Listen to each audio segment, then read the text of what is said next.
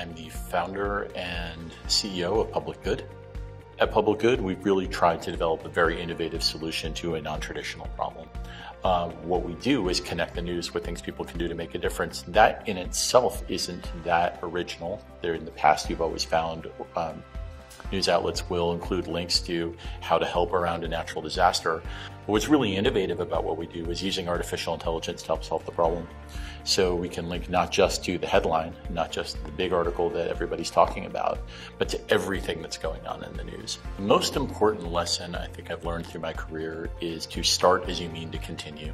I think folks think about at the beginning, you can cut a lot of corners, you can make a lot of compromises, and those always come back to bite you later. You need to create the culture you want to create. You need to create the accountability you want to create and surround yourself with the people you want to surround yourself with right from the beginning, because making those course corrections later is expensive, it's difficult, and often ends up with a lot of damage left behind. I think it's happened a couple of different times, really trying to find purely the talent that I thought that we needed in order to get to the next step.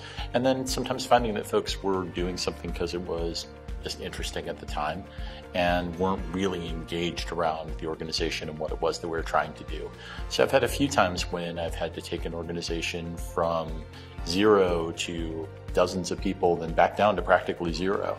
And then rebuild again. And it's not something that is easy. It's not something I recommend, but I think every organization risks either getting cemented into a direction they didn't intend to go or having to do that kind of rebuilding if they don't think about those issues early. Finding great people and human capital generally is the most important success factor, I think, for a business like ours. It's a little bit overstated, but I think that Jim Collins' advice of 9s hire 8s, 10s hire 11s is absolutely true, and we try to live that all the time. I'm always looking for people that know more about what they do than anybody else in the organization. That's the best way to be successful. And in order to attract and retain those folks, it's really important to appeal to the things they care about. I mean, you hear a lot about how it's very hard to hire great engineers right now. I actually don't find that to be true. I think that if you give people interesting problems to solve, you work hard to give them a good environment to work in, you help them keep some balance in their lives, and I think most importantly, some purpose in their work. It's actually relatively easy to find really great people.